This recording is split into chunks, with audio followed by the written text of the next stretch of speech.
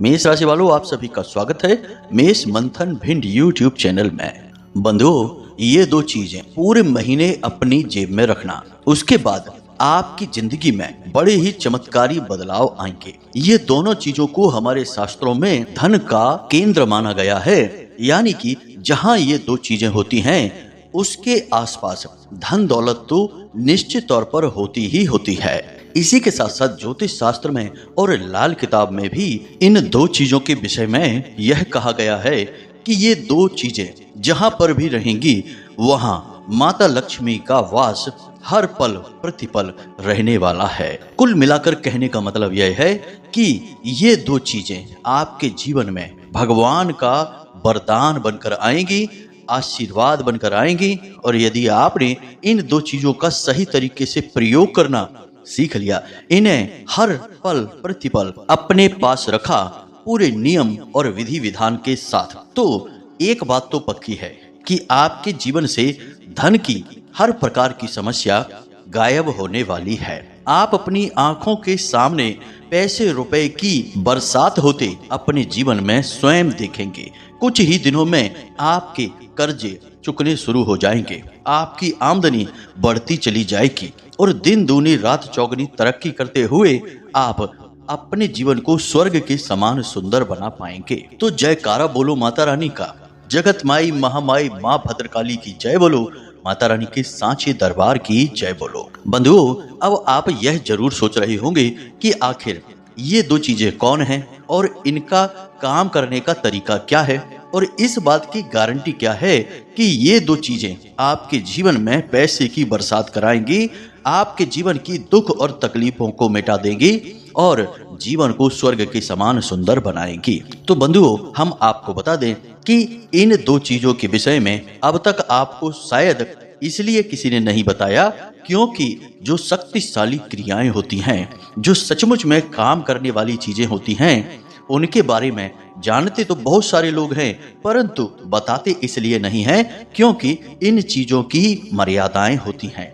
और कुछ चीजों की मर्यादाएं इस प्रकार की होती हैं कि जितना उन्हें गुप्त रखा जाएगा उतना ही उनका बल बढ़ता चला जाएगा। इसी के साथ साथ दूसरा कारण यह भी है कि लोग इन चीजों को बताने के बदले में मोटी मोटी रकम, हजारों लाखों रुपए दूसरों से फीस के तौर पर मांगते हैं। इसी से उनका व्यापार चलता है और ये चीजें काम भी करती हैं, तो लोग हंसी खुशी बदले में पैसे भी दे देते हैं। शायद इसी वजह से अब तक आपको इन दो चीजों के बारे में किसी ने कुछ भी नहीं बताया है। तो अब आज समय आ चुका है, अब आपका भाग्य परिवर्तन होगा। माता रानी ने आपके जीवन में बदलाव लाने के लिए एक सुनहरा अवसर आपको इस कार्यक्रम के माध्यम से दे दिया है। तो अब आपको करना यह है कि आने वाले इस सौभाग्य का, माता रानी की विशेष कृपा और आशीर्वाद का स्वागत करना है और इस कार्यक्रम को अंत तक पूरे मन के साथ और भक्ति भाव के साथ देखना है। क्योंकि बंधु, जब दिव्य शक्तियां हमारा साथ देने के बारे में सोचती हैं और हमारे जीवन में बदलाव लाने के लिए हमारे जीवन में कुछ विशेष परिस्थितियों का निर्माण करती हैं, किसी विशेष व्यक्ति को माध्यम बनाकर भेजती हैं, तब यह हमारा धर्म बनता है कि हम इन बातों को समझें, इनकी गहराई, इनके महत्व और इनके प्रति अपने मन में भाव भी रखें। क्योंकि ये दिव्य शक्तियां हैं, इनकी कृपा बड़े भाग्यवान लोगों को प्राप्त हो पाती है और जो अभागे, दुर्भाग्यशाली या यूं कहे कि मूर्ख लोग होते हैं, जो इन बातों को नहीं समझते हैं, दिव्य शक्तियों का अपमान कर देते हैं, निरादर कर देते हैं, तो एक बार जो दिव्य शक्तियों ने अपना हाथ छुड़ाया और आगे बढ़ गई, तो फिर जीवन भर सिवाय तड़पने के, परेशान होने के, व्याकुल रहने के कुछ भी नहीं मिलता है। इसीलिए बंधु, हम आपसे कह रहे हैं कि आपको इस कार्यक्रम को अंत तक अवश्य देखना है। माता रानी की इस कृपा और आशीर्वाद का सम्मान अवश्य करना है। ऐसी गलती या यूं कहें कि पागलपन या मूर्खता मत करना कि इस कार्यक्रम को बीच में ही छोड़कर चले गए। अब एक और बात यहाँ पर हम बता दें आपको कि हम सारी बातें आपको नियम, विधि विधान और संस्कारों के साथ बताने वाले हैं। तो हो सकता है कि कार्यक्रम थोड़ा सा लंबा हो जाए, परंतु आपको पूरे धैर्य का परिचय देना है और शांति के साथ मन में भाव रखते हुए इस कार्यक्रम को देखना है। बिल्कुल भी चंचलता नहीं, व्याकुलता नहीं और जल्दबाजी नहीं। यदि आप कोई दूसरा कार्य कर रहे हैं तो ऐसे में इस कार्यक्रम को ना देखें। काम को समाप्त करने के बाद ठंडे दिमाग से, फुर्सत से इस कार्यक्रम को देखें, क्योंकि यह कार्यक्रम आपके जीवन को बदलने की दम रखता है। और ऐसे महत्वपूर्ण और ज्ञानवर्धक कार्यक्रम रोज रोज नहीं बनते हैं। दिव्य शक्तियों की कृपा और आशीर्वाद से ही ऐसे कार्यक्रमों का निर्माण होता है।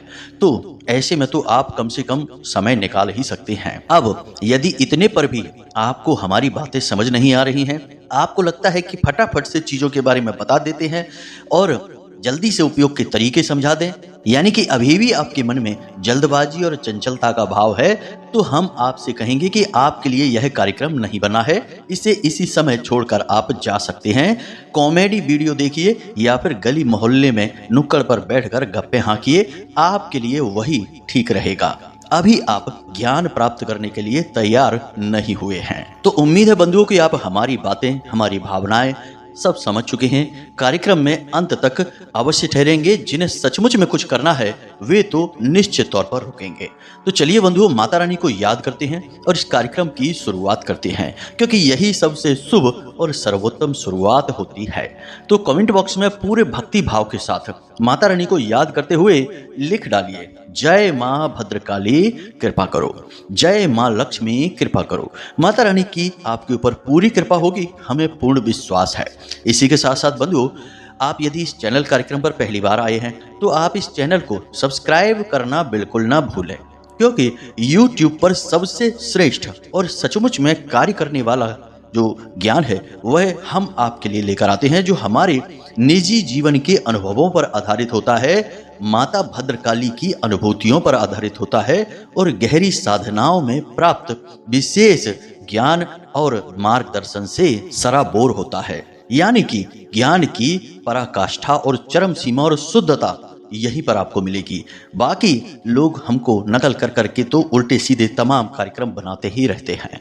शुद्ध ज्ञान चाहिए आपको तो आप इस चैनल को इसी समय सब्सक्राइब कर लें और हमारे और माता रानी की दिव्य परिवार के सदस्य बन जाएं। चलिए बंधुओं, जल्दी से चैनल को सब्सक्राइब करते हैं, फिर आगे बढ़ते हैं। तो बंधुओं, अब ध्यान से सुनिए। जीवन में यदि कहीं तकलीफ है, दुख दर्द परेशानियां हैं, तो एक बात तय है कि जरूर कहीं ना कहीं किसी न किसी प्रकार से खामियां भी हैं। कुछ न कुछ ऐसी बातें हैं जो आपके जीवन में इन नकारात्मक चीजों को आकर्षित कर रही हैं। याद रखिए कि जीवन में जो दुख तकलीफ और परेशानियां होती हैं वे बीमारियों की तरह होती हैं। अगर हमारे शरीर में कोई बीमारी है तो निश्चित तौर पर हमारी जीवन शैली, हमारे खान पान और हमारे व्यवहार में कहीं ना कहीं कुछ न कुछ खामी जरूर है। तो हमें उन खामियों को मिटाना होगा, तब बीमारी से मुक्ति प्राप्त होगी। वरना केवल इलाज लेने मात्र से तो कुछ समय की राहत मिलेगी, फिर वैसी ही स्थिति बन जाएगी। कहने का मतलब यह है कि आपको अपने जीवन को पूर्ण रूप से शुद्ध और सकारात्मक करना होगा, फिर आपके ऊपर चीजें और क्रियाएं और भगवत कृपा कार्य करना शुरू करेगी। अब आप यह कैसे करेंगे, जरा ध्यान से सुनिए। आपको अपने जीवन में 3 नियम हैं जो हमेशा अटल विधान के रूप में मानकर चलने चाहिए, जिससे आपके जीवन में शुद्धता का भाव उत्पन्न होने लगता है, नकारात्मकता कमजोर पड़ने लगती है। तो वे 3 कार्य कौन से हैं, जरा ध्यान से सुनिए। सबसे पहला कार्य कि आपको अपना स्वभाव कुछ इस प्रकार का बनाना है कि आपकी बातों में, आपके व्यवहार में, आपके चाल चलन में बड़ा ही विनम्र और प्रेमी स्वभाव उत्पन्न हो जाए। आपके मन में और आपके जीवन में कितनी तकलीफें चल रही हैं, यह आपकी समस्या है, आपको उससे जूझना होगा। दुनिया पर क्रोध करने से, चिड़चिड़ापन दिखाने से, उल्टी सीधी बातें बोल देने से आपका कुछ भला नहीं होगा, बुरा ही होगा। दुनिया आपकी ओर नकारात्मकता ही भेजेगी, यानी कि गलत भाव गलत चीजों को ही आकर्षित करेंगे। यानी स्वभाव पर नियंत्रण, यह आपको बहुत जरूरी है, सीखना ही चाहिए। आपके स्वभाव में 3 बड़ी कमियां हैं। पहली कमी कि आप जिससे जुड़ते हैं बहुत जल्दी भावुक हो जाते हैं और दिल से रिश्ता बना लेते हैं, यह पहली कमी है। किसी से भी इतनी जल्दी दिल का रिश्ता नहीं बनाते हैं, अपने राज, अपनी भविष्य की योजनाएं नहीं बताते हैं। लोगों से बस उतना ही व्यवहार करिए जितना कि समय हमें अनुमति देता है। दूसरी कमी आपके अंदर यह है कि आप अपनी भावनाओं पर नियंत्रण नहीं रख पाते हैं, आपको जब क्रोध आता है तो आप क्रोध में डूब जाते हैं और फिर आपके मन में जो आता है आप दूसरों से कह डालते हैं। बाद में भले ही आपको पछतावा हो, परंतु बात तो बिगड़ ही जाती है। और तीसरा कि आप कान के कुछ कच्चे भी हैं, यानी कि कोई आपको कोई चीज बताता है, किसी बात को बताता है, तो आप तुरंत उस पर विश्वास कर बैठते हैं। फिर भले ही बाद में वह बात झूठी साबित हो जाए और आपको भी इस बात से नुकसान हो जाए, यानी आपकी छवि भी खराब हो जाए, लेकिन आप ऐसा करते अवश्य हैं। आप अपने दिल पर हाथ रखकर बताइए कि आपके जीवन में कभी ऐसा हुआ है कि नहीं कि किसी ने आपको बताया कि इस जगह पैसा लगाओ, यहाँ से खूब सारा फायदा निकलेगा, और आपने पैसा लगा दिया। बाद में वहां से फायदा तो दूर, आपकी खुद की जो रकम थी उसके भी लेने के देने पड़ गए।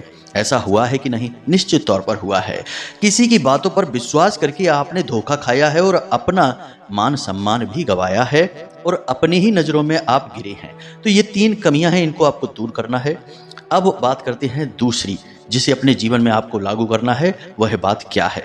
दूसरी बात यह है कि आपको जिस भी भगवान में आपका भाव है, उनकी भक्ति निरंतर, लगातार, नियमित, अखंड रूप से करनी है। जी हाँ बंधुओं, हमने आपको एक कार्यक्रम में बताया था कि आप जैसे भी भगवान में भाव रखते हैं, उनके लिए कम से कम महीने या 2 महीने में एक बार कोई छोटा मोटा अनुष्ठान अवश्य किया करिए। जैसे कि भोले बाबा में भक्ति है आपकी, तो आप ऐसा कर सकते हैं कि 11 दिनों तक प्रतिदिन 11 माला ओम नमः शिवाय पंचाक्षरी मंत्र का जाप करेंगे। ऐसा संकल्प लेकर आप मंदिर में भी कर सकते हैं यह जाप, या घर पर भी कर सकते हैं। जब हम अनुष्ठान लेकर पूजा करते हैं, संकल्प लेकर पूजा करते हैं, तो हमारी जो पूजा पाठ है वह दिव्य शक्तियों को हमारी ओर बड़ी तीव्रता के साथ आकर्षित करती है। यह बिल्कुल वैसा ही है जैसे कि अपने माता पिता को रिझाने के लिए अब कोई छोटा बच्चा होता है, वह एक ग्रीटिंग कार्ड बनाकर दे देता है। अब उस ग्रीटिंग कार्ड से माता पिता को कोई लाभ नहीं है, परंतु वह माता पिता के प्रति अपना प्रेम दिखाकर अन्य बालकों की अपेक्षा दिल जीत लेता है और माता पिता उससे लाड़ करने लगते हैं, प्यार करने लगते हैं।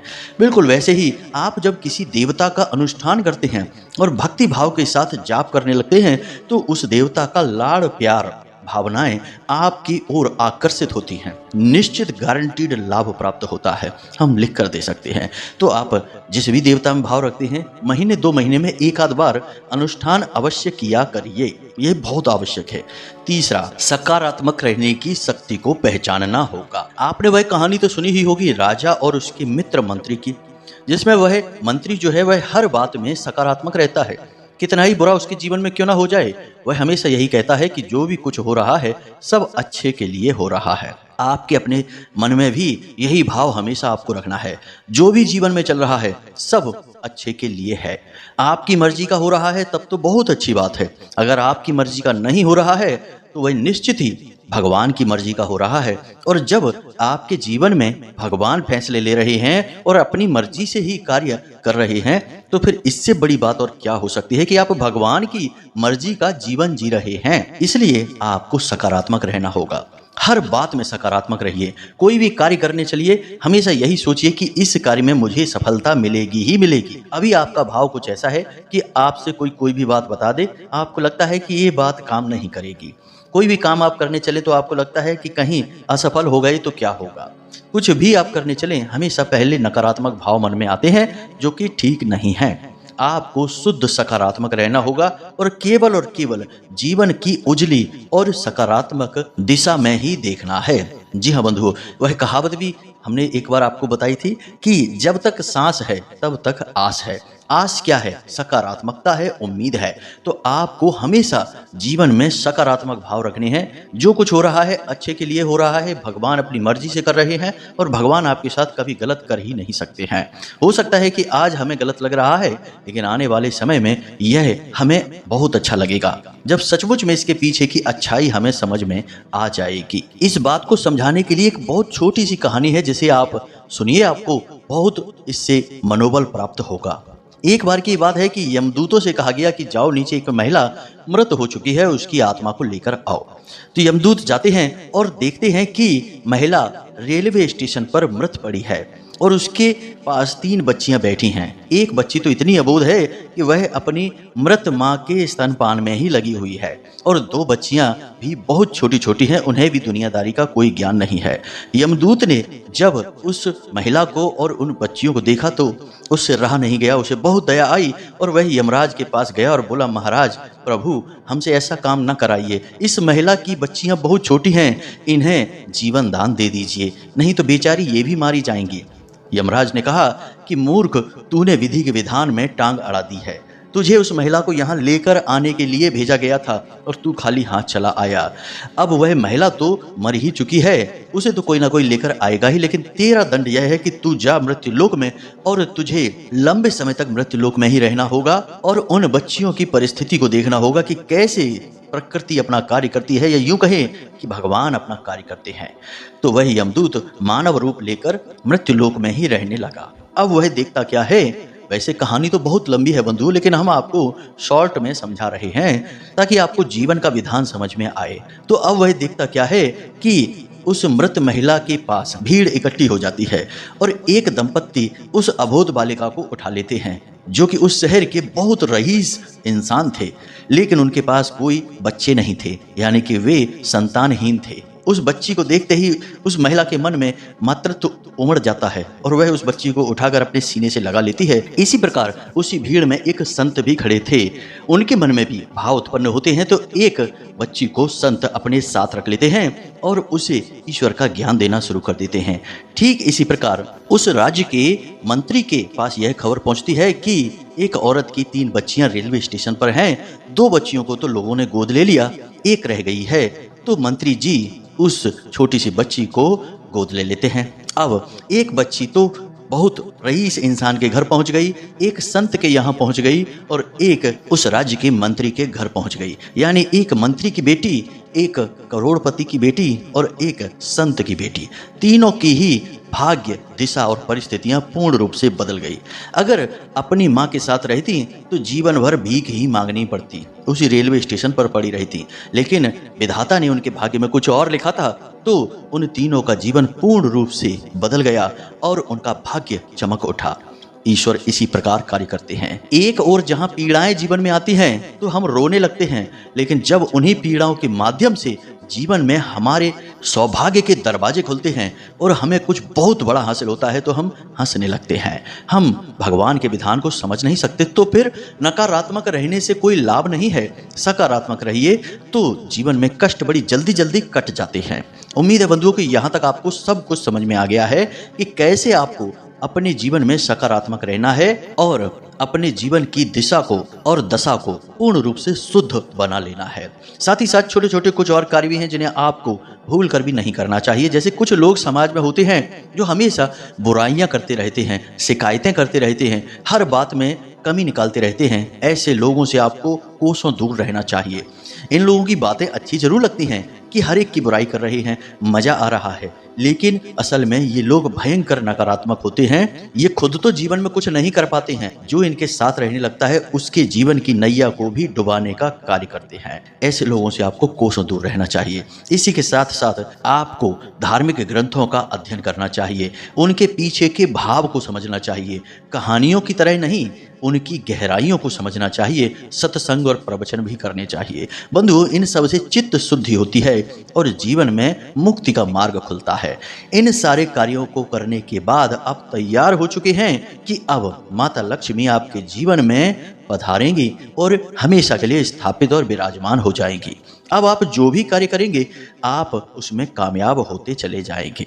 अब हो सकता है कि कुछ लोग यहाँ पर ये कहें कि इतने सारे लोग करोड़पति होते हैं, क्या वे सब यह सब करते रहते हैं? क्या पैसे वाले लोग जो जीवन में सुख भोग रहे हैं वे सभी इसी तरह रहते हैं? तो हम आपको बता दें बंधुओं कि कोई भी अपने निजी जीवन की बातें आपको नहीं बताने वाला है। बहुत सारे करोड़पति, पैसे वाले, राजनेता, उच्च अधिकारी बड़े बड़े ज्योतिषियों से, पंडितों से जुड़े रहते हैं और गुप्त रूप से कई तांत्रिक अनुष्ठान करवाते रहते हैं। कभी आपको नहीं बताएंगे, अपने नाम में परिवर्तन कराते हैं, अपनी कुंडलियां दिखाते हैं, हाथ में रत्न वगैरह धारण करके रखते हैं, रुद्राक्ष वगैरह धारण करके रखते हैं।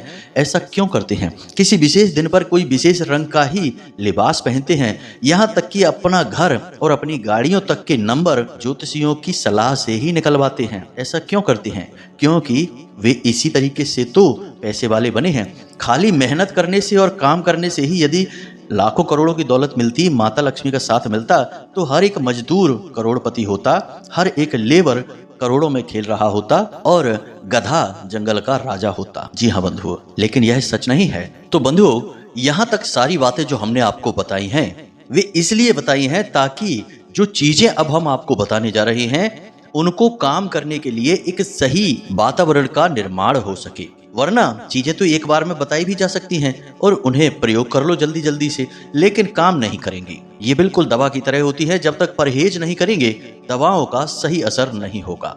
इसलिए सारी बातें जानना बेहद आवश्यक है। अब यहाँ तक आप सब कुछ समझ चुके हैं। कुछ छोटी छोटी सी बातें हैं जिन्हें भी ध्यान से समझिए। सबसे पहली चीज, धन का दुरुपयोग बंद करिए। जिन चीजों की आपको सचमुच में जरूरत है, केवल उन्हीं चीजों को खरीदने में पैसे को प्रयोग करिए। बाकी पैसे को दबा कर रखिए।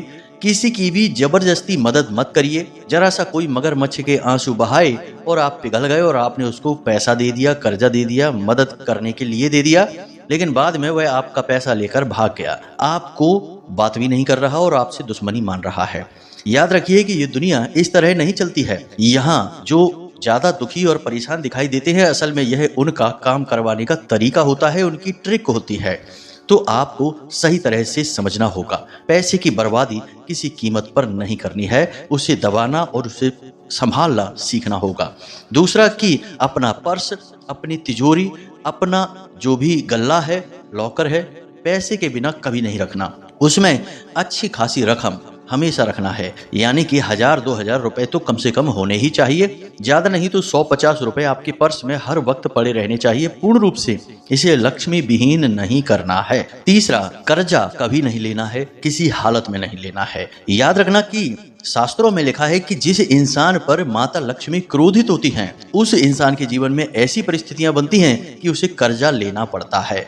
फिर वह उसी कर्जे के फेर में बना रहता है, कभी भी सुख नहीं भोग पाता है। तो कर्जा लेना ही नहीं है। बहुत मुश्किल हो, जब जान पर ही बन आई हो या फिर व्यापार से जुड़ी कोई आपकी योजना है, तभी पैसा कर्जा लीजिए, वरना बिल्कुल नहीं। जैसा है जो भी है उसी में काम चलाइए। इन बातों का आप ध्यान रखिए। अब ध्यान से सुनिए, दो चीजों के बारे में हम आपको बता रहे हैं। ये चीजें बहुत दिव्य और 100% काम करने वाली हैं। अब तक कोई ऐसा हमें मिला ही नहीं जिसने कहा हो कि इन चीजों ने काम नहीं किया है गुरुजी। तो ध्यान से सुनिए। आपको गुरुवार के दिन पीपल का एक पत्ता लेकर आना है। जी हाँ बंधुओं, पीपल का पत्ता उसके डंठल के समेत लेकर आना है, यानी डाली पर जहां वो लगा हुआ है वहां से उसे तोड़ना है। तो डंठल के साथ पीपल के पत्ते को आपको लेकर आना है। फिर उस पत्ते को आपको गंगा जल से साफ करना है। पहले साफ स्वच्छ जल से साफ करना, फिर गंगा जल उसके ऊपर छिड़कना, फिर उसके ऊपर थोड़ा सा इत्र लगाना है आपको। इत्र यानी कि खुशबू जो भगवान के लिए प्रयोग की जाती है, उन्हें इत्र कहा जाता है। तो इत्र लगाना है थोड़ा सा आपको। उसके बाद आपको उस पत्ते पर सफेद रंग की जो सिंदूर है, स्याही नहीं सिंदूर, उस सिंदूर से श्रीम लिखना है।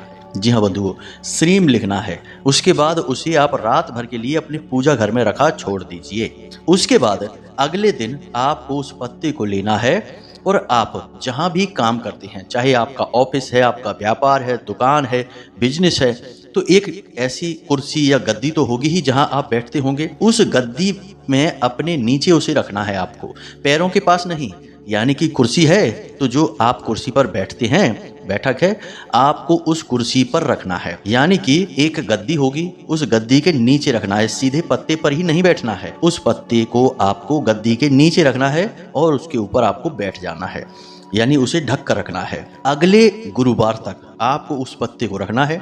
अगले गुरुवार आपको फिर से जाना है पीपल के पास और एक पत्ता वैसा ही फिर तोड़कर लाना है और यही क्रिया फिर से दोहरानी है। यानी कि उस पर आप पहले शुद्ध जल से धोएंगे, फिर गंगा जल उसके ऊपर छिड़केंगे, फिर थोड़ा सा इत्र लगाएंगे और फिर श्रीम लिखेंगे और इस पत्ते को आप फिर वहीं रखेंगे और जो पुराना पत्ता है उसे निकाल कर आप किसी गुप्त स्थान पर रख लेंगे।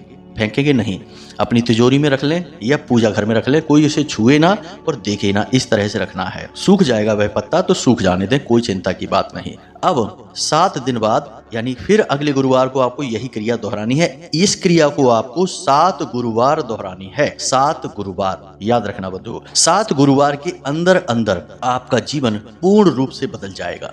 पैसे की बारिश होने लगेगी, हर जगह से पैसा आएगा। जहां आपका पैसा अटका पड़ा है वह खुद आपको पैसे देकर जाएगा। जहां से आपने सोच रखा है वहां से 100 गुना 1000 गुना पैसा आपके ऊपर बरसेगा।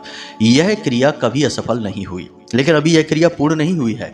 तो आपको जब 7 गुरुवार यह क्रिया हो जाए यानी 7 पत्ते आपके इकट्ठे हो जाएं, तो फिर आपको इन पत्तों को लपेट लेना है लाल रंग के धागे से और जगह जगह इस धागे पर इन पत्तों को बांधकर एक माला का स्वरूप दे देना है, यानी आप एक माला बनाएंगे। उसके बाद आपको इस माला को हनुमान जी के मंदिर में जाकर राम दरबार जो होता है वहां प्रभु श्री राम और सीता माता के चरणों में रख कर आनी है इस माला को। उम्मीद है आप समझ चुके होंगे पूरी प्रक्रिया को। इस प्रक्रिया को आपको करना है और चमत्कार अपनी आंखों से होते हुए देखना है, बशर्ते कि नियमावली को आपको मानना ही पड़ेगा। अब दूसरी चीज के विषय में सुनिए। दूसरी चीज है चांदी का कोई सिक्का या फिर चांदी का कोई चौकोर टुकड़ा। इसे आप हमेशा अपने पर्स में रखिए, किसी को भी दिखाना नहीं है, छुपा कर रखना है। याद रखना कि पर्स आपको चमड़े का यानी लेदर का नहीं होना चाहिए। किसी भी धार्मिक क्रिया और अनुष्ठान में चमड़े की कोई भी चीज प्रयोग मत करना, जीवन भर मत करना, मांसाहार न करना, जीवों को पीड़ा और हिंसा भूल कर भी मत करना, वरना कोई क्रिया काम नहीं करेगी, सब छोड़ देना, कोई मतलब नहीं है। तो आप अपने पर्स में चांदी का एक टुकड़ा अवश्य रखिए, हमेशा रखिए, यह आपके लिए बेहद आवश्यक है। बस इन 2 कार्यों को आप करिए और फिर देखिए कि कैसे चमत्कार होने शुरू होते हैं। अब एक जरूरी बात और है जो आपको हम बताना चाहेंगे, यह बहुत काम करती है, हमेशा ही काम करती है। आप जब भी किसी को पैसे दे रहे हैं, जैसे आप कोई सामान खरीद रहे हैं बाजार में या फिर आप किसी को ऑनलाइन भी पेमेंट दे रहे हैं, तो जो सामान खरीदते समय आप पैसे देते हैं तो पैसे का जो नोट होता है उसे आप फोल्ड करके रखते हैं। पहली बात तो सिक्के कभी किसी को आप बाजार में सामान खरीदते समय दें ही ना। सिक्के आपको मिल जाए तो उन्हें ले अवश्य लें, लेकिन उन्हें कभी देना, क्योंकि सिक्कों में माता लक्ष्मी की शुद्ध ऊर्जा का वास माना जाता है, तो उन्हें आप किसी को भी ना दें। नोट जब आप किसी को दें तो नोट को जो फोल्ड करते हैं तो जो खुला हुआ सिरा होता है वह आपकी ओर होना चाहिए और जो मुड़ा हुआ सिरा होता है वह देने वाले की ओर होना चाहिए। और साथ ही साथ मन में यह 1-2 बार जरूर बोलें 708 यानी 708 अनंत होकर वापस आना। यह 1-2 बार बोल दे, यह उस जाते हुए धन से आप कह रहे हैं, यह चीज कार्य करती है, यकीन मानिए। आपको 1-2 बार यह बोल देना है 708 अनंत होकर वापस आना। तो आप जितना पैसा दूसरों को दे रहे हैं, चाहे भले ही आप सामान खरीद रहे हो, वह पैसा 10 गुना 100 गुना 1000 गुना बनकर आपके पास आएगा ही आएगा, हर हालत में आएगा। आप 2000 खर्च करके आएंगे और 2-4 दिन में ही कुछ ऐसा होगा कि 20,000 आपके घर में आ जाएंगे, या आपके 2000 तो कहीं ना कहीं से आ ही जाएंगे। यह इस तरह कार्य करती है। दूसरा कि जो सिक्के आपके पास आते हैं उन सिक्कों को आप पूजा घर में रखिए। कभी छोटी कन्याओं को भोजन करा दीजिए। शुक्रवार के दिन जब एक रकम इकट्ठी हो जाए तो खीर बनवाइए और छोटी छोटी कन्याओं को गली मोहल्ले की बुलाकर खीर खिला दीजिए, और या फिर उन सिक्कों को ले जाकर मंदिर के दान पात्र में डाल दीजिए। मंदिर में कोई पूजा पाठ अनुष्ठान भोज वगैरह होगा, भंडारा होगा, उसमें आपकी रकम प्रयोग हो जाएगी। यह सर्वोत्तम क्रिया है, इसे भी याद रखना है। इस तरह से आप यदि अपने जीवन में बदलाव लाएंगे तो हम आपसे गारंटी के साथ कहते हैं कि अगले 4 से 6 महीने में करोड़पति आप ही होंगे। हम लिख कर दे सकते हैं। इन बातों को आपको जैसा हमने कहा है बिल्कुल वैसे ही अपने जीवन में उतारना होगा। और एक बात कि इन बातों को बिल्कुल भी हल्के में मत लेना। यदि आप यहाँ तक कार्यक्रम में आ चुके हैं तो इसका मतलब है कि आप बहुत गंभीर हैं, जीवन में बदलाव लाने के लिए तैयार हैं, तो बस इन कार्यों को अवश्य करिए। उम्मीद है बंधुओं कि यहाँ तक सारी बातें आपको समझ में आ चुकी हैं। इन बातों को जीवन में उतारिए, और यदि कोई मार्गदर्शन प्राप्त करना हो, कुछ चीजें समझ में ना आई हो, तो आप व्हाट्सएप नंबर पर मैसेज करके पूछ लीजिए। हम आपको सारी बातें विस्तार से समझा देंगे, आपके प्रश्नों के आपको जवाब अवश्य देंगे। माता रानी ने आदेश कर दिया है, अब बहुत जल्द हम फोन पर भी आपसे बात कर पाएंगे। व्यवस्थाएं कुछ ऐसी बनने वाली हैं। तो चलिए बंधु, आज के इस कार्यक्रम को समाप्त करते हैं। हमेशा हंसते रहिए, मुस्कुराते रहिए, सकारात्मक रहिए और दिन में एक बार मंदिर अवश्य हो आइए, क्योंकि आपका उद्धार तो वहीं से होना है। मिलते हैं अगले ज्ञानवर्धक कार्यक्रम में, तब तक के लिए धन्यवाद। जय माई की, जय मां भद्रकाली। माता रानी आपका कल्याण करें।